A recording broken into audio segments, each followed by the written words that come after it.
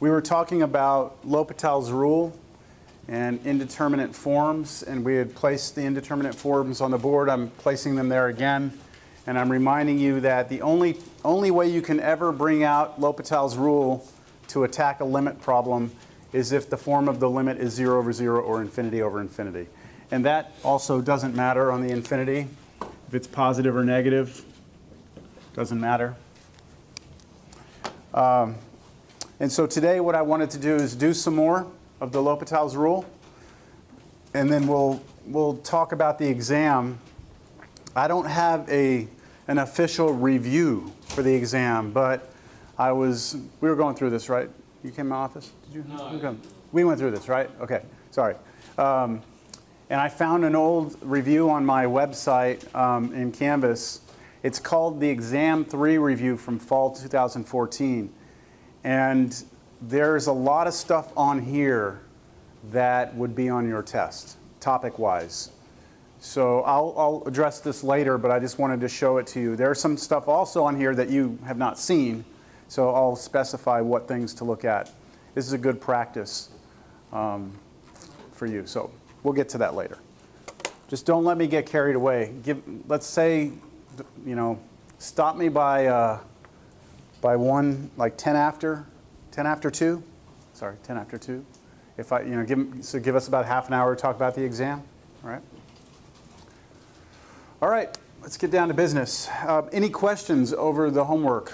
Anyone that attempted L'Hopital's rule on anything? No questions? All right. So all I've done is I've shown you examples where we had this form right off the bat, right? Right off the bat, we had that. So I'm just going to continue with a few more examples. What would the limit be as x goes to infinity of x to the third power over e to the x?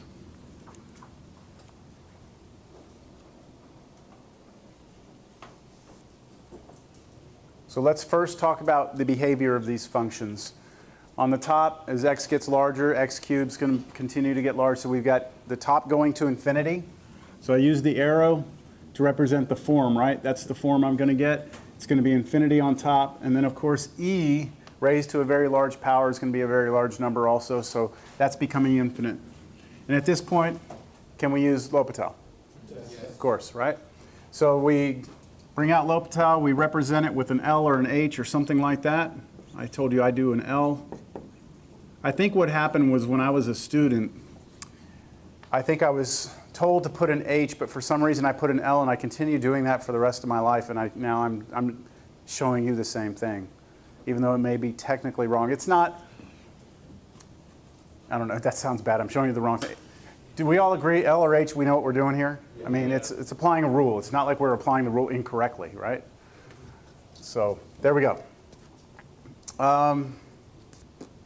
What do we do? What's the rule say? Derivative of top, derivative of bottom separately, right? I've seen people on tests, they get to this point and they run a quotient rule on this, right? That's not what L'Hopital's rule is saying to do, right? L'Hopital's rule is the only time you can look at a ratio and do derivative of top and bottom separately. So 3x squared over derivative of e to the x's itself, right? Yeah. And so we look at that limit and we try to figure out what's going on. So top is going where? Infinity still in the bottom? Infinity. So L'Hopital's rule didn't get us anywhere really, right? But the good thing is that, I remember a professor of mine used to tell me, if it didn't work the first time, try it again. That's a good thing about the L'Hopital's rule. You just keep on going. As long as you continue to get this form, you can keep on applying the rule. It's almost like someone gave you this problem to start, right? Someone gave you this problem to start, you would do L'Hopital's rule on it, right? Whatever that answer is would be that answer, and of course whatever that answer is that answer. So it just, we can keep on applying the rule over and over and over. And do you see what's going to happen as we do the rule? What's happening to the numerator? Powers keep on coming down, right? But in the denominator, It's just e to the x over and over and over. So eventually, we're gonna wipe that numerator out, aren't we? So the next one would be 6x on top, and then e to the x. And this, again, we have to run the limit, let x go to infinity, and we get infinity over infinity again. So we apply the rule one more time. Equals, by L'Hopital's rule, limit x goes to infinity of what? 6 over e to the x. That goes to 0. Right? So this is where we have to stop. We cannot apply L'Hopital again, because what we're getting, the form we're getting, is a fixed number, right, on top over something that's becoming infinite on the bottom. And that we know goes to 0. So that's it. You would write on your work, in your paper, you would write this equals with the L'Hopital this, equals with L'Hopital this, equals L'Hopital this, equals 0, you're done. That's nice, right? Okay, what about if I flip this ratio over? What would happen if I would have started the problem and I would have put e to the x over x cubed? We get infinity over infinity, and then L'Hopital once, right? We'd still have infinity over infinity. And eventually, we would have limit x goes to infinity of, what, e to the x over 6, right? That's what we'd have. And at this point, what does the numerator go to? Goes to infinity, and the denominator is fixed, right? What happens there? It blows up, goes to infinity, right? The bottom is 6. 6 over a huge, or sorry, a huge number divided by 6 is still going to be a huge number, right?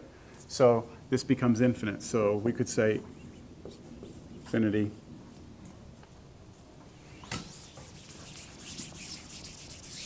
Understand the difference? Okay. Now let's get to something a little more involved, a little more exciting.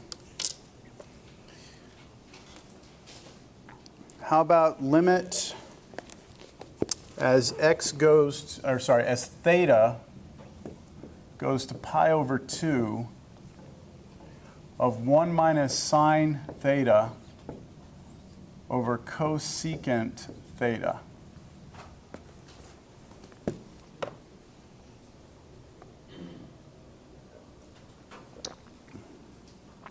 So now we're thinking trig now, right? We need to be able to evaluate what's happening as theta goes to pi over 2. So what is sine of pi over 2? 1? Everyone got that? Yes? So the top is going to 1 minus 1 over the bottom is, what is cosecant really? It's 1 over sine theta. So what would that be? 1 over 1, which is 1, which gives us what? 0 over 1, which means what? Yay or nay over here? Nay, right? It's not even a form, right? So what's the limit? I mean, it's 0 over a fixed number, isn't it? This is 0 over fixed. What's the answer then? 0, right? So no, I mean, there was no L'Hopital's rule. The only point of this problem is just to be careful because you don't. This is in the even problems for L'Hopital's rule section. You don't even need L'Hopital's rule. So it's just to kind of remind you, look, we only want to break out that rule when it's needed.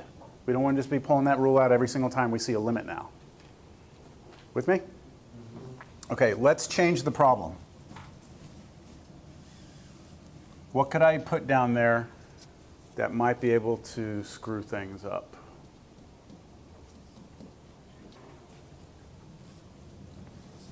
That would give us an infinity. How about cosine theta? Let's change that up.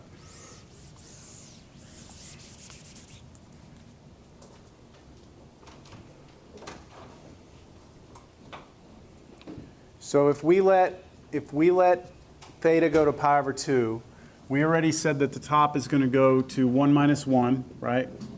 And cosine of pi over 2 is 0. So we get 0, and now we have 0 over 0, don't we?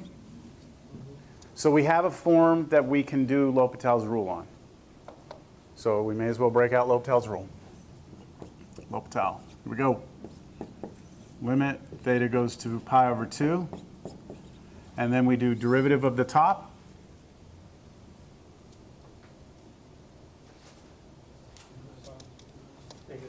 Negative cosine theta. Derivative of the bottom. Negative sine theta. Which is really just cotangent. But I'm going to leave it like this. I'm just going to take the negative and negative and get rid of them. Is that okay? What happens now? Cosine of pi over 2 is 0. Sine of pi over 2 is 1. So the answer is 0. See, this is no longer L'Hopital. This is no longer something we can apply L'Hopital's rule to, but it's something we know the answer to. It's 0. So the answer is 0. You got it? So one application of L'Hopital's rule got us to the result, which is nice.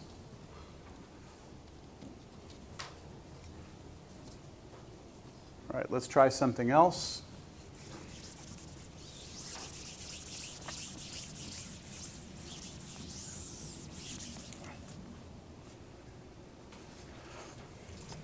Limit t goes to 0, 10 to the t minus 3 to the t over t.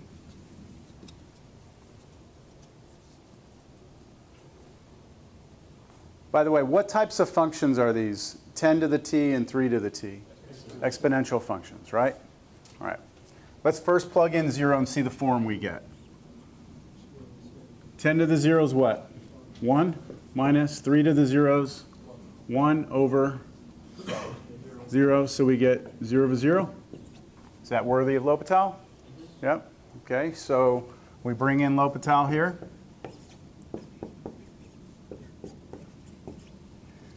And we have to take derivative. So what is the derivative of 10 to the t? 10 to the t, a little bit more. Careful, careful. Natural log 10. So go back and look at your notes. The derivative of a to the x is a to the x natural log a. Remember that?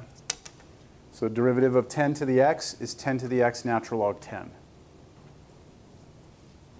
Minus, here, 3 to the t times natural log 3 all over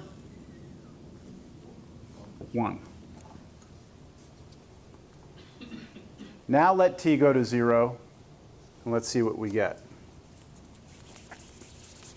T goes to 0.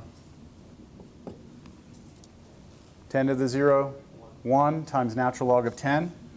It's natural log of 10, right? Minus 3 to the 0 is 1 times natural log of 3, so natural log 3 all over 1. So that's it, right?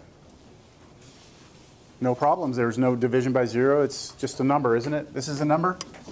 It's actually natural log of 10/3. What did I do there? The rule, subtraction of 2 logs turns into 1 log with division. So I'm just making it look a little nicer. If you get on your calculator, type in natural log of 10/3. That's what this thing's headed to as t goes to 0. How are we doing?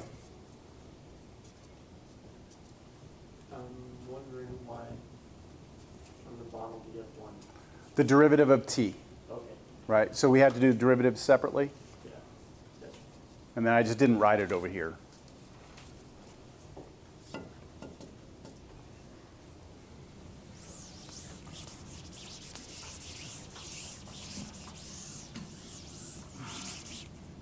Here's a fun one. How about the limit as let's let x go to infinity of sine of 1 over x to the 1 over 1 over x.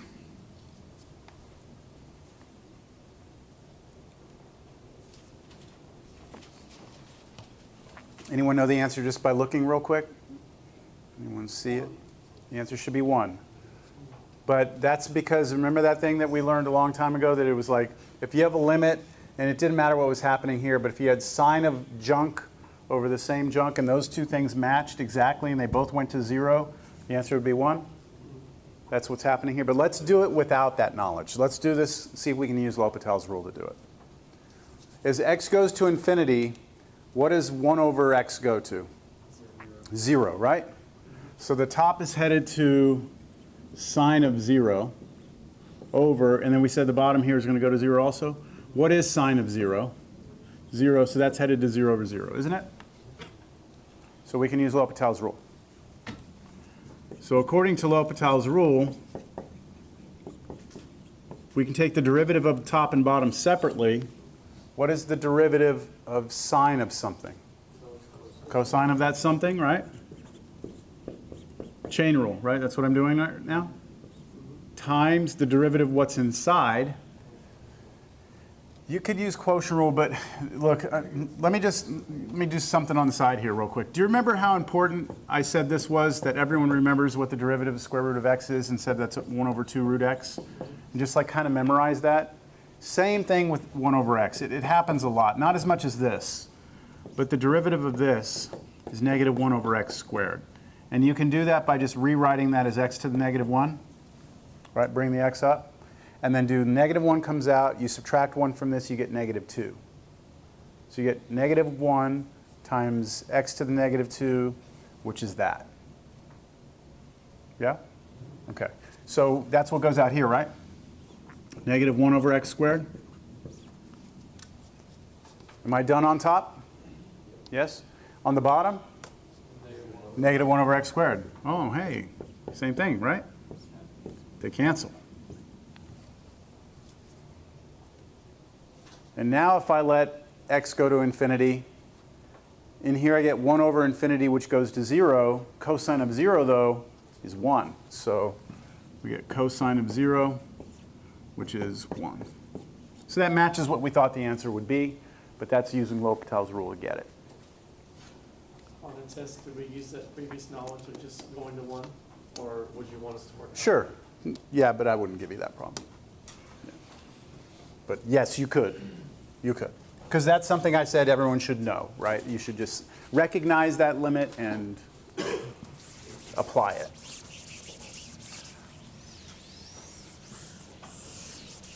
And so I don't know. I'm thinking L'Hopital's rule is like this invincible machine, right? Just this awesome thing. Aren't you getting that same feeling? For now? Okay. How about this? X sine x over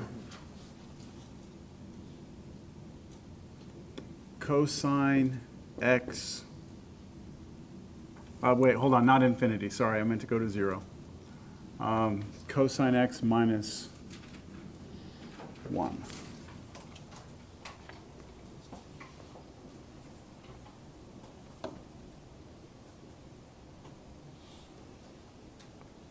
Where does the top go? 0. Bottom? 1 minus 1, 0. So we can bring in L'Hopital.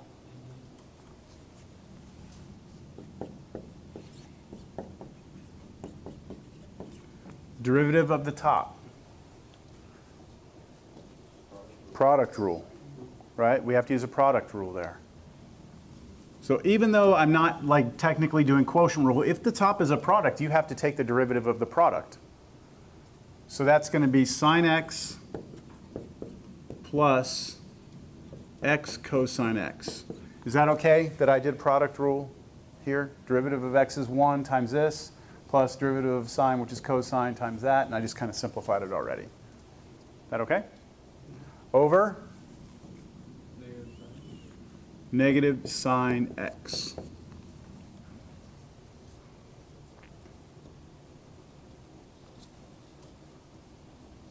Let x go to 0. Sine of 0? Go 0. 0. 0 times who cares, really, right? Well, we need to care. Cosine of 0 is 1, so this is 0 times 1 is 0. So we get 0 on top and 0 on the bottom. So we're not afraid of that, right? We've seen this happen. So this is still giving us 0 over 0, but what's going to happen now when I take the derivative? This is going to go to cosine, right? Then this?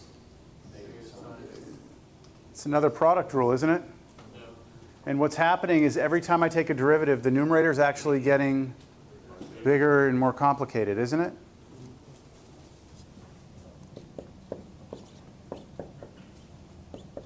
What I'm trying to get at here, I'm hoping this example is going to do it for me. I'm trying to show you and illustrate a problem where L'Hopital's rule actually doesn't work. It gets too complicated. And so I don't want you to think that L'Hopital's rule is like the magic pill, because there are still some limits that we're kind of restricted, we can't really handle. So let's keep going. Cosine x plus, now product rule on this would give me what? Cosine x. And plus, but it'll be minus because there's going to be a sine. The derivative cosine is going to be negative sine, so it's going to be minus x sine x.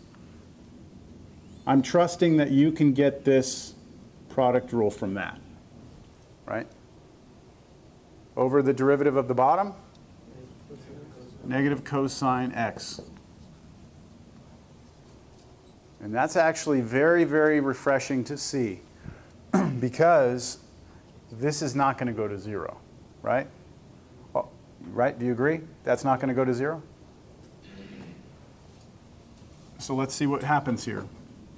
Cosine of 0, 1 plus cosine of 0 again, 1 minus 0, 0, right? Over negative 1. So the answer is 2 over negative 1, negative 2. Darn it. I wanted that one to mess up on you, but it's okay. Is there ever a limit that hasn't been broken? How many what? Is there a limit that has never been broken? Oh, well, that's, you mean algebraically, like mechanically by hand? Yeah, I'm sure you come up with some limits that would be impossible to do by hand. But numerically, using a computer, we can usually get them.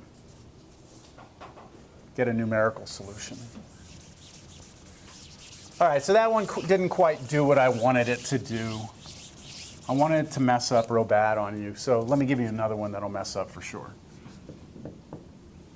But that one, I hope, just at least illustrated the fact that the top was getting more complicated and things could have turned south really quick for us there, right? All right, so I'll make this one mess up. X goes to infinity. How about square root of x squared plus x plus 1 over cube root of x squared plus 1. Yeah, that's good enough.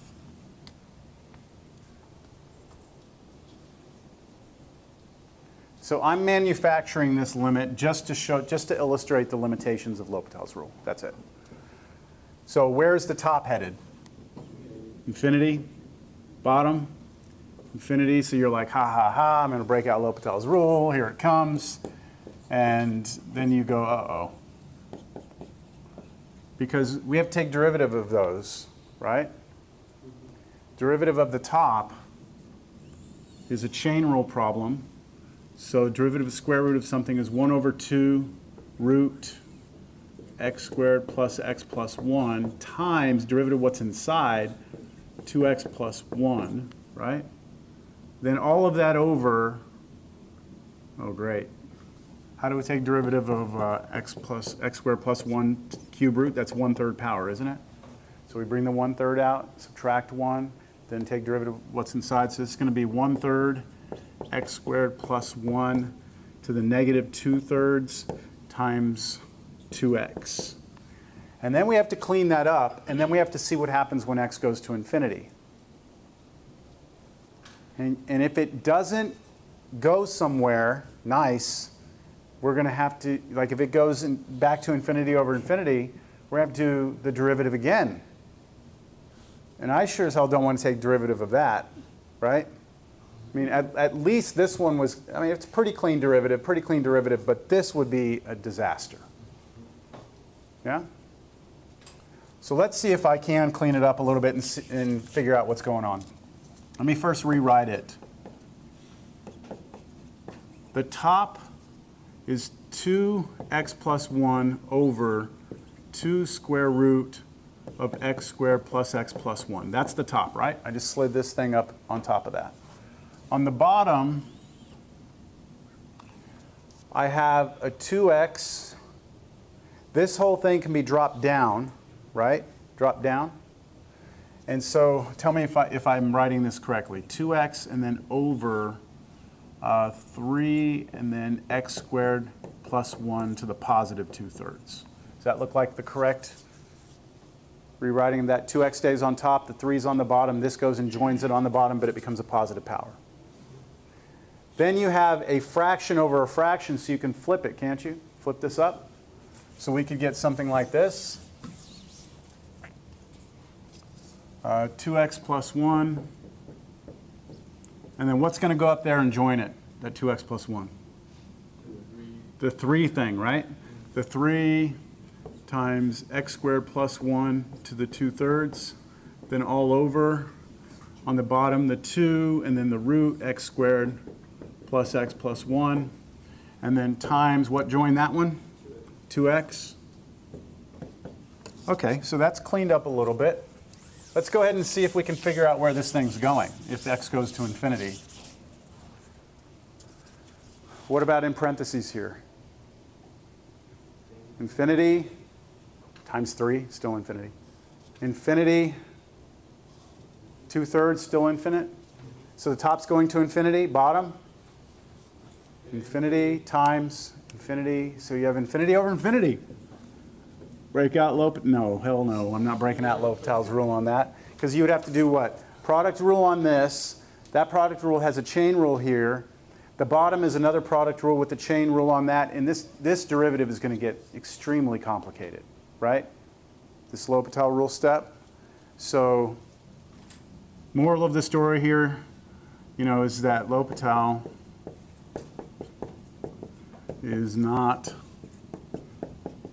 the magic pill. Magic pill for limits. Now, it's extremely powerful. That's right? Magic. Very useful rule, but not the cure-all. All right? You with me? You agree? So I'm stopping. I'm not gonna go on with that. I wouldn't give you anything like that on the test.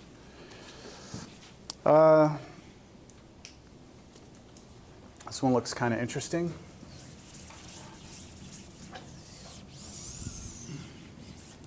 Limit x goes to 0 from the right of x over arctangent of 4x.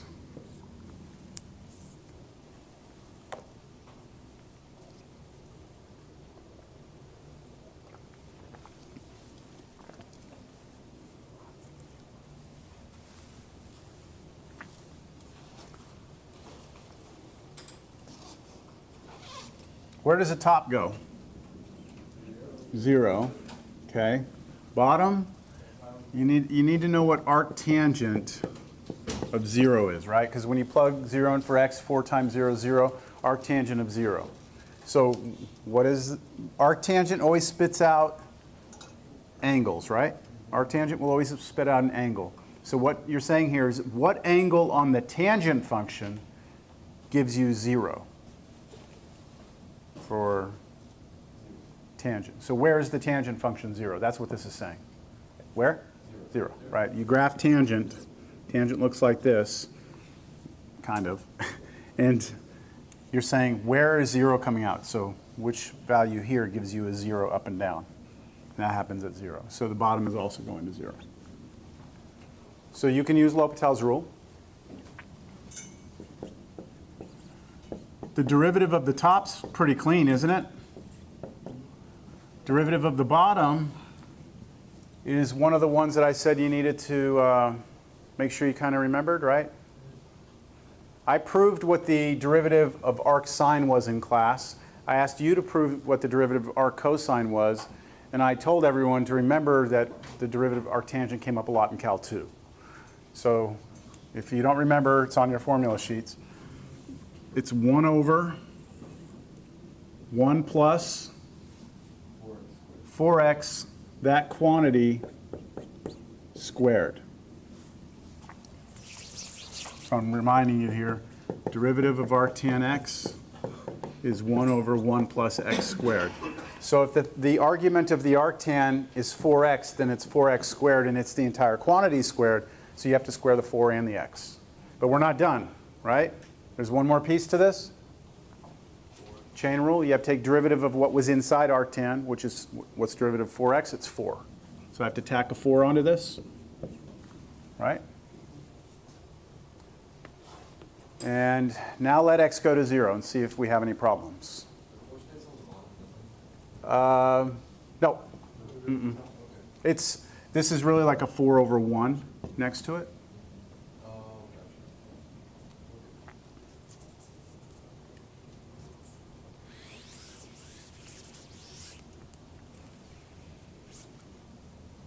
So what happens as x goes to 0 now? This is 0, right? 1 plus 0, 1 over 1, 1 times 4, 4. 1 over 4, 1/4. So the answer is 1/4.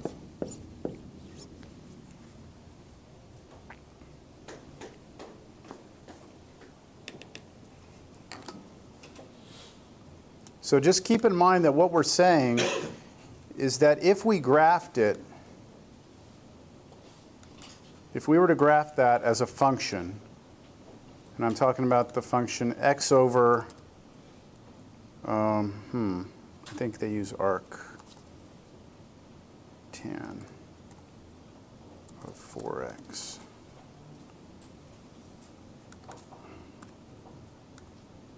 There we go. That's the graph. This is the graph up here of x over arctan of 4x. That's the graph of it. And what we're saying is we approach 0, right? As we approach 0, it's approaching 1/4. And you can see that on the graph, right?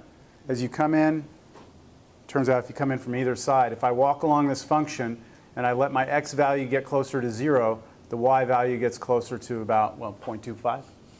Right? Now, without L'Hopital's rule, that problem would be probably, I don't want to say impossible, but pretty darn close.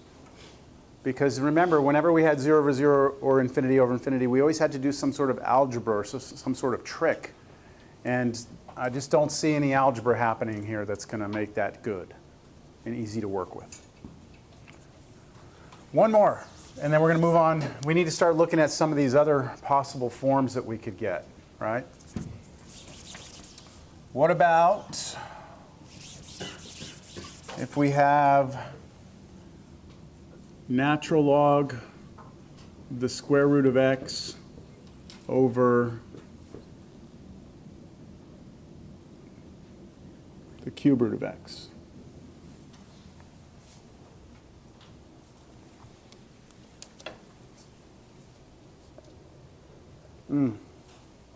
I apologize. I wanted to go to infinity.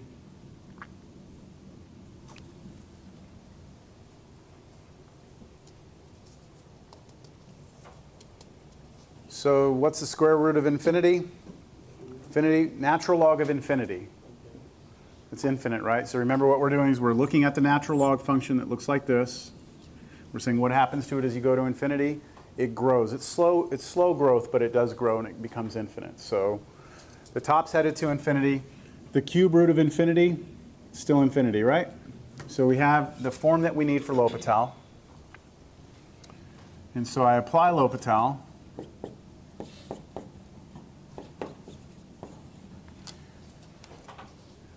Derivative of the top. So what's the derivative of natural log of something? 1 over it, right? 1 over whatever was in the natural log. That's the derivative of natural log of something. Times chain rule. What's the derivative of what's in here? derivative of square root of x is 1 over 2 root x, right? And then derivative of what's inside, well, derivative of x is just 1, so there's nothing else left there. Now on the bottom,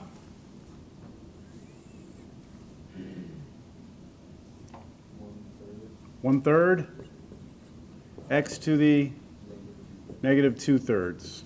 So is everyone comfortable just turning this cube root of x into x to the 1/3 and then taking the derivative? 1/3 comes out, subtract 1. All right, let's clean it up before we try and let x go to infinity, all right? Let's clean it up. The top is just 1 over 2x, isn't it? Root x times root x is just x. On the bottom, how about I rewrite that 1 over 3x to the positive 2/3. Is that all right? So the 3's already on the bottom. This x to negative 2/3, drop it down. It joins the 3. There's a 1 on top. Yeah? I can flip that? Okay. Limit. X goes to infinity of, let's see, it'll be, on top will be the 3x to the positive 2/3, and then on the bottom will be 2x.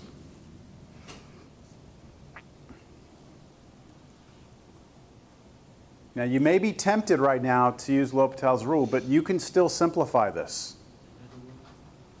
This is limit x goes to infinity.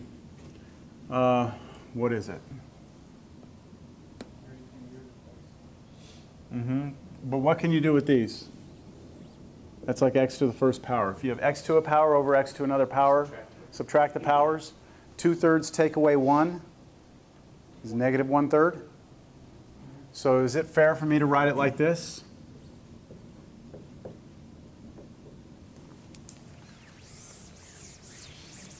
That's just exponent rules, right? 2/3 minus 1 is negative 1/3.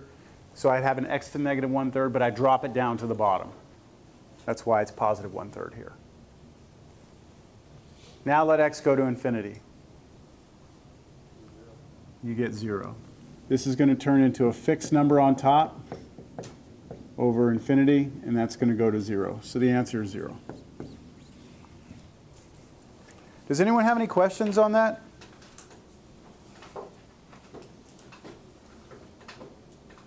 So you subtract the top from the bottom, you'll get what is it? Yes, this right here is x to the 2/3 minus 1, which is x to the negative 1/3, because you changed the 1 into a 3 over 3. And then that's 1 over x to the 1/3. If you had taken L'Hopital's rule on it before noticing that, would you still gotten the same answer? Let's see, 2/3. Yeah, you would have. You would have, because you do right now have the form of infinity over infinity, right? Here, you do have infinity over infinity. And so you wouldn't have gotten in trouble. Let me show you just a quick example. You don't have to write this down, but just a quick example where people go crazy and it gets all messed up. Watch. Let's say you have something like this. 4x to the 3rd plus 2 over 5x to the 3rd plus 1. Let x go to infinity. So you do L'Hopital once, right? You do L'Hopital once, right? Infinity over infinity. So you do L'Hopital once, and now you get, what, 12x squared? Ah, shit. You know what? I want this to do something else. I didn't want you to write this down. I just wanted you to follow me on this. So plus x squared minus 5x plus 1. So the first derivative, I get this. Yes? Over. And then 15x squared plus 2x minus 5. And then they do L'Hopital again. I'm going to stop writing all this stuff because I just want to show you this. They do what? 24x plus 4 over 30x plus 2. And then they're like, L'Hopital again. They get 24 over 30. And then there's like, they'll do L'Hopital again. Even though they're not at the form anymore of infinity over infinity, they just will do L'Hopital again. They'll get like 0 over 0 and they get all confused. I don't know if that makes sense. Just like you have to know when to stop. I think this problem was a little too obvious, but you can only apply L'Hopital's rule if you have 0 over 0 or infinity over infinity. If you no longer have it, then the rule is going to get you into the wrong place. I don't know if that makes sense. Let me see if I can give you a better example. Limit x goes to 0 of sine x over cosine x. Yeah, let's just look at that real quick. So if you take the limit right now, you get 0 over 1, right? 0 over 1. And so someone will come in here and forget, and they'll do L'Hopital, and they'll get cosine x over negative sine x. And then they'll realize when they plug in 0, they get on top 1 over 0, and then they realize, okay, that's going to go to infinity or negative infinity or does not exist.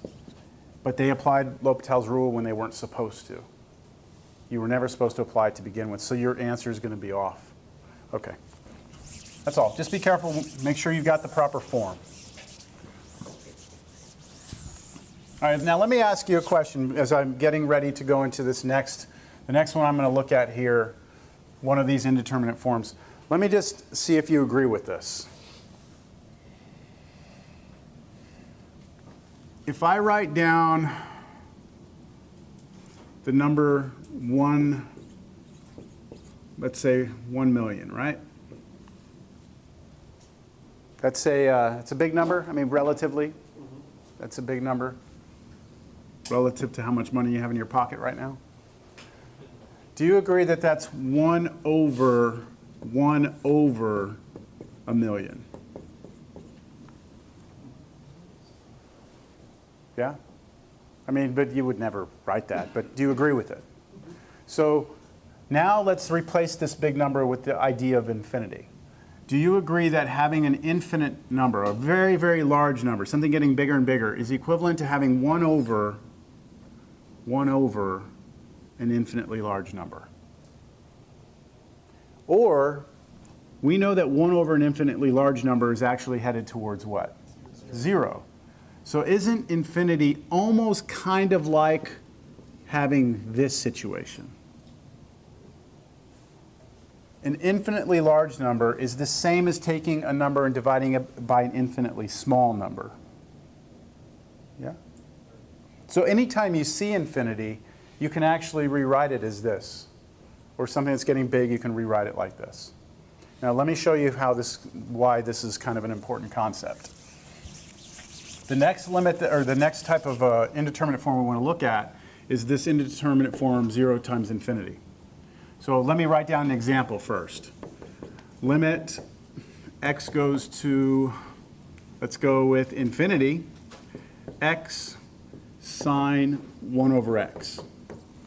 Now that problem is going to look a little familiar, right? The sine of 1 over x looks familiar.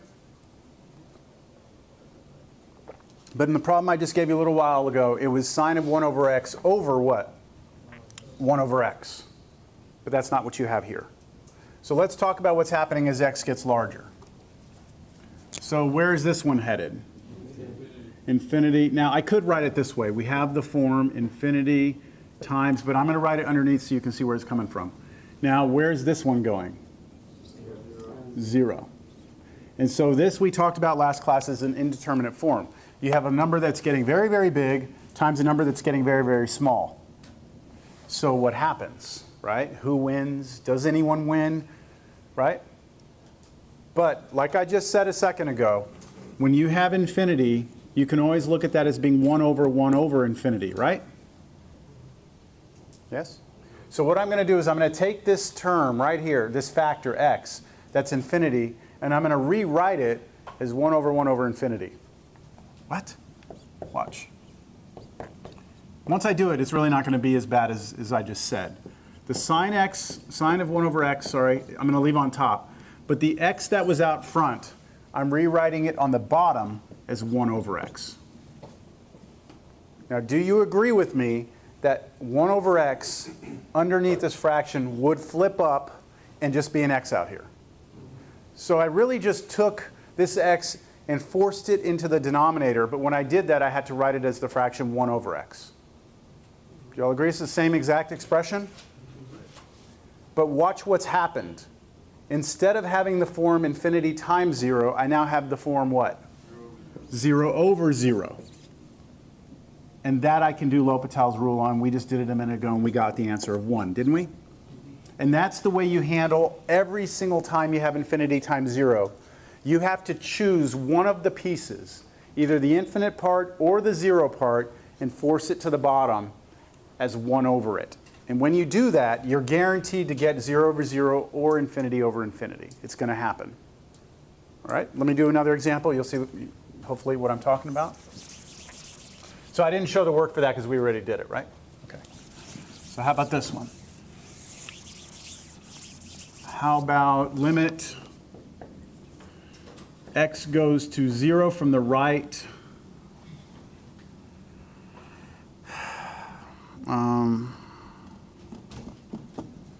Hold on. Yeah. X natural log x.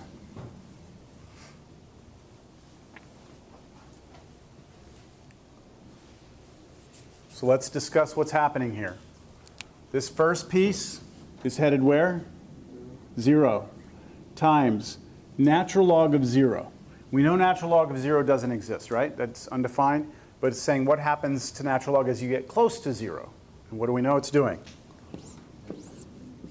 It dives down to negative infinity, doesn't it? So this other part is headed towards negative infinity, right? Now that is this form here. The plus or minus doesn't matter because you can always factor a negative out and it's still the same expression. So, well, the negative's on the outside of the limit, so it doesn't matter. But do you agree that's an indeterminate form? Really, really small number, small, close to 0, right? Times a very, very big negative number. Who wins? Who wins the battle? In the last example, who won the battle? When we had the problem x sine 1 over x. Who won? This one wanted to go to infinity. That one wanted to go to 0. Who won? What was the answer to that one? The answer was 1. So nobody won, right? They're just like, it was a draw. They like said, okay, forget it. We'll just settle on 1, right? This guy's like, I want to be big. This one's, I want to be 0. Say, look, we'll agree. We'll get closer to 1. We'll be happy. Who's going to win this? Or do they settle on something? Let's see. So what am I going to have to do? Anytime I see that, I'm thinking I want to push one of them down. The x seem more logical to you to push the x down? You could do the natural log. I'll show you both ways, and then we'll compare which one was harder to do. All right, so I'm going to leave the natural log on top. I'm going to push the x down as 1 over x. Tell me what form we have here now. Infinity over, careful, not 0. 1 over 0 becomes infinite, right? Fixed over 0 is either infinity, negative infinity, or does not exist, right? But if you check this and you do this problem from the right, you're going to get positive infinity. So it's becoming big, right? Big over big. And that's okay for L'Hopital. Understand?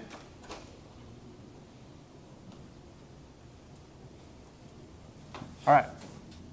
So this equals by L'Hopital. Limit x goes to 0 from the right.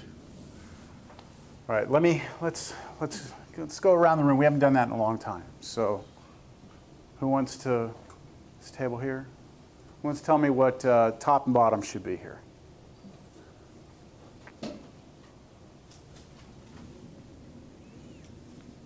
I'm just asking for the derivatives here. Hold up. Well, the top one should be 1 over x. 1 over x. Yeah. Okay, It should and be 1, but you don't have to write that. well, be careful though. Careful with this. You have to take derivative of the whole thing though. Oh, yeah. I'm still talking about the top. But the bottom one, you have to, I guess you can move it on top, like x negative 1. Okay, so that's the one I said remember to try and remember. You're going to see that one quite a bit. So this one's going to be what, everyone? Negative 1 over x squared, right? Derivative top and bottom. Now, I'm not going to go try and do L'Hopital again right now. I'm going to try and clean this up because I've got a fraction over a fraction. I can flip it, right? So this will be limit x goes to 0 from the right. All right, where are we at? You're the only one there? You all right? Yeah. Okay, so you want to simplify this for me? Sure. It would be simplify it over 2x over X squared over. x squared. Yeah, x squared over x. Yep, so it's negative x squared over x, right? And they cancel, so you really just get what? Negative x.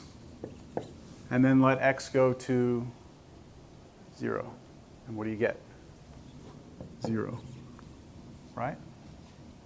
Did I lose y'all? No? Who won this one? This guy won it, right? X dominated this one.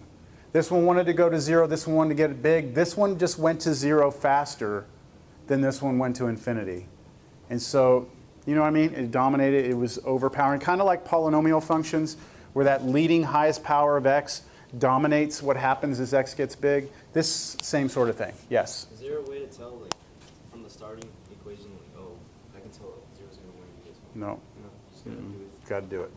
Yep. If there was, we'd probably teach you that method, right? Just to look at it and identify it. Yeah. This one you gotta actually grind it. I mean, you might be able to do it by just thinking about, you know, how fast does x grow versus how fast does natural log grow. And we know the growth of natural log is slower than x, but it's dangerous to do it that way. Because, you know, what if I do this? Is that gonna, are you gonna now freak out if you see that? You know what I'm saying? Yeah.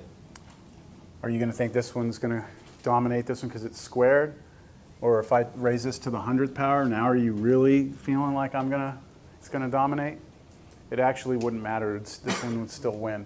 Because all I would do is I just pull the 100 out using the property of logs and pull the 100 out of the limit, and that limit's still gonna go to 0 times 100, and it wouldn't matter. So that would be kind of hard to do just in general, if that makes sense. Okay. All right. You got kind of the basic idea here. 0 times infinity, you drop 1 down. Now, I said we could have done it the other way, right? Let me show you the other way. The other way would have been to have left the x on top, right? And forced the natural log down. Now, if we do that, students usually have a lot of problems with this. All right, do we all agree that's the same expression, right? Okay. Now, as x goes to 0, the top goes to 0, the bottom goes to, well, natural log of 0 goes to what? Negative infinity. 1 over negative infinity goes to 0. So we get 0 over 0. The derivative is the part that people are going to get tripped up on. Because the top one is nice, right? Everyone's like, oh yeah, I got this. Derivative of x is 1. But when you go take derivative of 1 over natural log of x, you have to do something other than just doing the derivative of a natural log. Because it's a quotient, right? You're trying to find the derivative of this. I can't just bring it up like I did with x powers and bring it up as x to the negative 1. Well, I could, but it would be natural log of x to the negative 1. And then I'd have to bring the negative 1 out, make that negative 2, then the derivative of the inside chain rule. It would be kind of messy to take the derivative of this. Do you agree? It could be done. You could try it. I don't know how it'd work out, but I would definitely not have done it this way. So you want to be thinking about the thing you push down, it's going to be 1 over that. Is that going to be easy for you to differentiate or not? All right?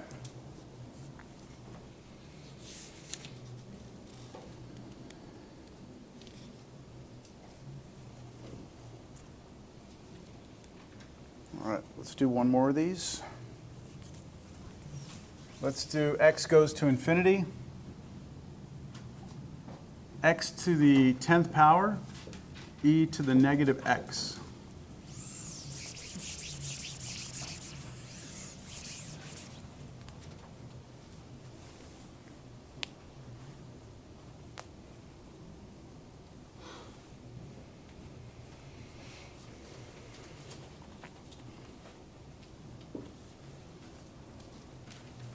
So what happens as x goes to infinity here?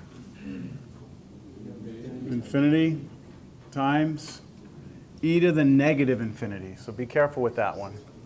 Yeah, you have to look at the e function. Looks like this. But negative infinity means you're going that way, not this way. So going there, it's going to 0. So that approaches 0. So you have to drop one of those down. Which one do you want to drop down? X to the 10th? That seemed like it would be? I don't know. Well, if you drop e to the x down, it becomes x over 10, or 10 to the x over e. Yeah, if you drop the e down, doesn't it just become e to the x? I mean, isn't that what e to the negative x meant? 1 over? Isn't that the same? Yes? And that's infinity over infinity. Now, could you do that? L'Hopital? But the answer is going to be what? Eventually, it's going to be what? Fixed over infinity. It's going to go to 0, isn't it? So without us doing it, because we would have to apply L'Hopital's rule several times, right? The first time we do it, we get 10x to the 9th. The next time it would be, what, 90 x to the 8th, and then we do it again, do it again, do it again, do it again. And eventually, we would get a fixed number over e to the x. That's going to vanish out to 0. So this is, my dot, dot, dot really means L'Hopital, L'Hopital, L'Hopital, a bunch of times, right? Now, on a test, if you ever got a problem like this, or if someone wanted to be a real asshole about it and put 1,000 or something like that, you wouldn't have to do L'Hopital's rule like 900 and something times. You would just say, you would state that this goes to 0 since the top, the derivative of a polynomial eventually vanishes down to a constant. You would have to write it in words, like justify it, right? Just in words. But you need to recognize it. All right, good. Now, y'all seem to be okay with that, and I have another, 20 minutes or so? 10 minutes? 15 minutes? I said stop me at what, 10 after, 15 after? 15 till 10. Okay. Y'all okay with that? All right. So I think I want to show you at least one of these. All right. I'm going to show you one of the more interesting ones. What is the limit? This is a very famous one. You'll see why when we get the answer.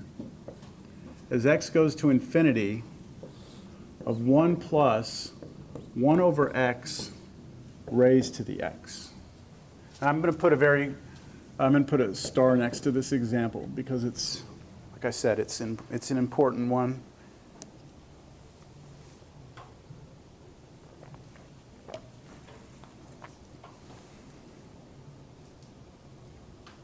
Let's talk about what's happening. As x goes to infinity, 1 over x approaches what? 0. Is it 0? It's approaching 0, right? So 1 over a very, very big number is a very, very, very small number, right? If I add 1 to that, it's going to be a number that's really, really close to 1. Agreed? But just a little bit bigger than 1? Okay. Raised to the infinite power. What we have there is this situation.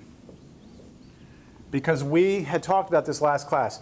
If I actually had the number 1, not a little bigger than 1, but if I had the number 1 and I raise 1 to any power, it doesn't matter what it is, the answer should be 1, right? But if this number is just a little bit bigger than 1, 1.000000001, and I raise that to a really big number, that's going to want to get bigger. So there's this battle again. The base wants to be 1 and just be left alone. The exponent wants to make it blow up. So who wins this battle? Does the infinity win it? Does the 1 win it? Or do they compromise? And do they find a middle ground somewhere? Okay? So the form we have here, the form is 1 to the infinity, which is an indeterminate form. But it's not this, right? It's not 0 times infinity, so we can't pick 1 and drop it down, right? We can't do that because there's not multiplication. It's an exponent, right? It's something to a power. So we run into a problem here that we can't easily get it into the form of L'Hopital. Agree?